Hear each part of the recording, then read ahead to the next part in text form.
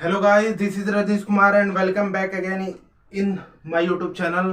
तो कैसे हैं आप सभी? एक बार फिर से स्वागत है आपके और हमारे इस यूट्यूब चैनल में। तो यदि हम लोग बात करें कि आज हम लोग किस टॉपिक के बारे में बात करने वाले हैं, तो हम लोग बात करेंगे हिस्ट्री के एक अति महत्वपूर्ण कंसेप्ट के बारे में। और जैसा कि हम लोग ने अभी तक कई सारी वीडियोज़ को देखा है और वही हमारा आधार रहेगा। और हम लोग आज बात करेंगे 1813 जो एक्ट रहा, जो ब्रिटिशर्स द्वारा लाया गया, और कॉन्स्टिट्यूशनल जो डेवलपमेंट रहा भारतीय जो इतिहास में, उसमें किस प्रकार से 1813 का जो एक्ट रहा, जो ब्रिटिशर्स द्वारा जो लाया गया, उसका क्या इंपॉर्टेंस था, उसकी क्या विशेषताएं थी, आज हम लोग इस वीडियो में बात करेंगे। और 1813 का जो एक्ट रहा, यदि हम लोग उसकी बात करें तो दो जो प्रमुख जो इसका विशेषता थी वो यह थी कि एक तरफ इससे कहीं ना कहीं जो मोनोपोली थी, जो ट्रेड की जो मोनोपोली थी, जो अभी तक ब्रिटिशर्स के अंतर्गत थी, उसकी समाप्ति हुई।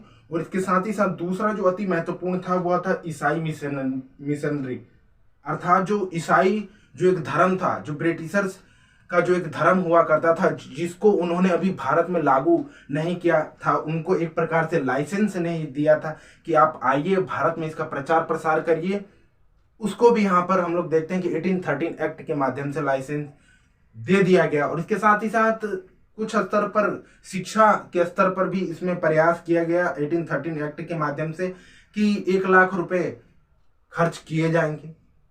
तो इन्हीं तमाम पॉइंटों के बारे में बात करेंगे। और यदि हम लोग बात करें सर्वप्रथम कि किस प्रकार से हम लोग जानते हैं कि जो मोनोपोली थी, जो ट्रेड जो था, हम लोग ने देखा था कि किस प्रकार से ब्रिटेन जो था उसमें औद्योगिक क्रांति आई हुई थी। और जब औद्योगिक क्रांति आई हुई थी तो बड़े बड़े पैमाने पर क्या लगाए गए, मशीनें लगाई गई, बड़ी बड़ी मशीनें लगाई गई। और उसके अंतर्गत हम लोग पाते हैं कि मशीनें तो लगा दी गई, लेकिन उसके लिए कच्चा माल आएगा कहाँ, कहाँ से आएगा, रॉ मटेरियल कहाँ से आएगा। तो इसके लिए कहीं ना कहीं भारत का उपयोग किया गया और भारत का बड़े पैमाने पर इसको बाजार के रूप में भी देखा गया, क्योंकि कच्चा माल तो यहाँ से ले जाया गया और ब्रिटेन से क्या किया गया, इसे बनी बनाई वस्तुएं भारत में लाई गई और भारत को एक बाजार के रूप में उपयोग किया गया। तो इन तमाम प्रक्रियाओं से हम लोग देखते हैं कि किस प्रकार से जो ब्रिटिशर्स थे वो काफी बड़े पैमाने पर धन का अर्जन कर रहे थे, अर्थात धन को वो कमा रहे थे। और हम लोग पाएंगे कि किससे कहीं ना कहीं जो अभी तक जो ट्रेड पर जो कंट्रोल था, जो नियंत्रण था, वो ब्रिटिशर्स का था। अर्थात भारत के बाहर जो ब्रिटेन में, जो यूरोप में जो विभिन्न कंपनियां थी, उनको जो चार्टर जो दिया था एलिजाबेथ ने, वो अभी तक विभिन्न कंपनियों को इसकी इजाजत नहीं थी कि वो भारत में जाए। भारत जैसे जो एक विशाल क्षेत्र है, जो संसाधन के स्तर पर क्षेत्र है, इकोनॉमिकली काफी अच्छा क्षेत्र है, उसके लिए जो यूरोपीय जो विभिन्न कंपनियां थी उनको इजाजत नहीं दिया गया था। तो इससे कहीं ना कहीं जो जो यूरोप में विभिन्न कंपनियां थी, उससे कहीं ना कहीं बढ़िया और अच्छे खासे स्तर पर यूरोपीय कंपनियों में ब्रिटेन की जो ईस्ट इंडिया कंपनी थी उसकी काफी अच्छी खासी स्थिति थी। तो इसी के अंतर्गत हम लोग पाएंगे कि 1813 का जो एक्ट है उसके माध्यम से हम लोग देखते हैं कि किस प्रकार से ब्रिटिश जो ईस्ट इंडिया कंपनी थी, जो केवल भारत पर क्या कर रही थी, व्यापार कर रही थी, बड़े पैमाने पर भारत से धन कमा रही थी, भारत से और भारत के लोगों से धन का शोषण कर रही थी।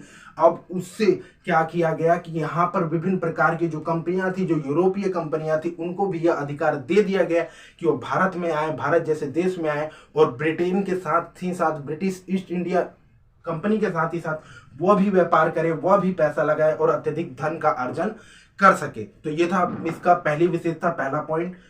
और दूसरा, यदि हम लोग बात करें तो हम लोग जानते हैं कि किस प्रकार से भारत में जब भी ब्रिटिशर्स आए, अंग्रेज जो आए, हम लोग जानते हैं कि उन्होंने एकाएक कोई भी चीज किया नहीं। और वो प्रमुख रूप से हम सभी परिचित हैं कि किस प्रकार से ब्रिटिशर्स जो भारत में आए थे, वो हम लोग को देखने को मिलता है कि किस प्रकार के से उनका जो प्रमुख उद्देश्य था वो व्यापार करना था, अत्यधिक व्यापार से मुनाफा कमाना था और अपने देश की स्थिति को कहीं ना कहीं उससे अच्छा करना था, अपनी स्थिति को अच्छा करना था। लेकिन बाद में हम लोग देखते हैं कि वो भारत जैसा एक विशाल और अच्छा क्षेत्र था और हम लोग जानते हैं कि इसको सोने की चिड़िया कहा जाता था। तो उनको यह लगा कि ये भारत तो काफी प्रॉफिटेबल क्षेत्र है, इससे अच्छा खासा पैसा कमाया जा सकता है। तो फिर वो व्यापार को छोड़ यहाँ पर अपना उन्होंने मन बना लिया और यहाँ से धन का शोषण करने लगे और इस प्रकार से अपनी यहाँ पर राजनीतिक व्यवस्था उन्होंने बसाई। और हम लोग पाते हैं कि किस प्रकार से अब ब्रिटिशर्स द्वारा यहाँ पर व्यापार किया जाने, व्यापार के साथ ही साथ अपनी पकड़ यहाँ पर मजबूत बनाएगी, अपनी राजनीतिक व्यवस्था यहाँ पर अपनाएगी, भारतीयों को उपनिवेशवाद के क्रम में ले जाया गया, उनको गुलाम बनाया गया। और इसी के अंतर्गत हम लोग पाते हैं कि उन्होंने व्यापार और विभिन्न प्रकार की नीतियाँ, तो यहाँ पर अपना दी थी, यहाँ पर लागू कर दी थी भारत की विभिन्न जनता पर। लेकिन एक प्रमुख जो इनके द्वारा कार्य नहीं किया गया था वो था धर्म।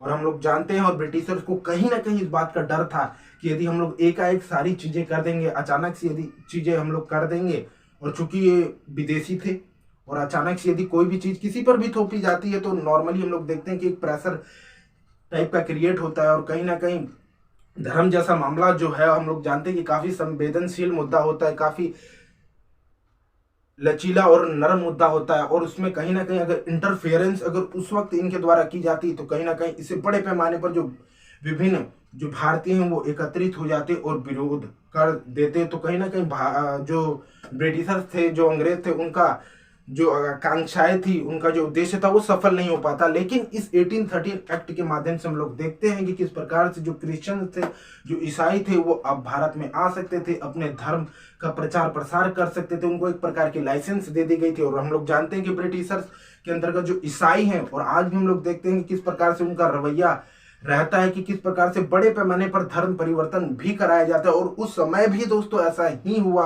और हम लोग पाएंगे कि किस प्रकार से भारत के जो विभिन्न क्षेत्र थे, और खास तौर से उन क्षेत्रों को भी नहीं छोड़ा गया जो कि जनजातीय क्षेत्र हुआ करते थे, जो आज भी हैं उत्तर पश्चिम का जो उत्तर पूर्व का जो क्षेत्र है, जो नॉर्थ ईस्ट का जो क्षेत्र है, वहां पर भी इनके द्वारा अपने धर्म का प्रचार प्रसार किया गया। उनको विभिन्न प्रकार के लालच प्रलोभन दिए गए। और आज भी हम लोग को देखने को मिलता है कि इस प्रकार से बड़े पैमाने पर धर्म परिवर्तन अर्थात धर्म का बदलाव एक धर्म से दूसरे धर्म में किया जाता है। और ईसाई धर्म के माध्यम से ईसाई मिशनरी जो उस वक्त आए थे ब्रिटेन से, किस प्रकार से बड़े पैमाने पर धर्म परिवर्तन करने का प्रयत्न किया गया। तो इस जो एक्ट था, ये जो एक्ट था, उसके माध्यम से जो ईसाई मिशनरीज थे, जो ईसाई थे, उनको भी एक प्रकार का लाइसेंस दे दिया गया कि आप भारत में आ सकते हैं और धर्म का प्रचार प्रसार कर सकते हैं।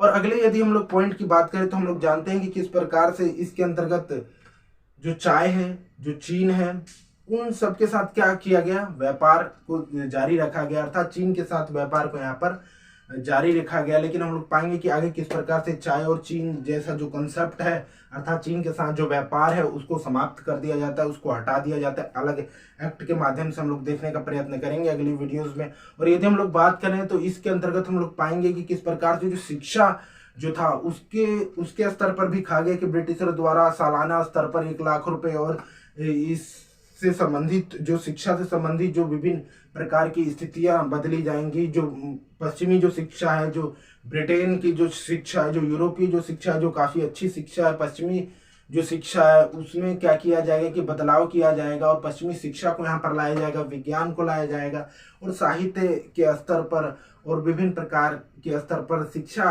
को लेकर इनके द्वारा कहा गया कि हम लोग खर्च करेंगे और शिक्षा के क्षेत्र में बदलाव लाएंगे। और हम लोग जानते हैं कि ऐसा इनके द्वारा खास तौर से नहीं किया गया, ऐसा कुछ खास उपयोग। और इनके द्वारा जो भी बातें कही गई कि शिक्षा के स्तर पर इतना पैसा खर्च किया गया, ये केवल कागजी पन्नों पर हम लोग को देखने को मिलता है। और रियलिटी में और ग्राउंड रियलिटी में ये चीजें हम लोग को देखने को नहीं मिलती। तो 1813 एक्ट की यदि दोस्तों हम लोग बात करें तो 2 प्रमुख विशेषता आप जरूर याद रखें।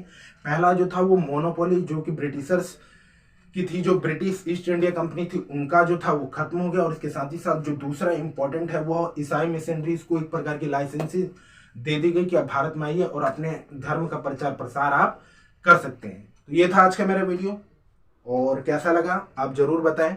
लाइक और शेयर करना ना भूलें। थैंक यू, धन्यवाद।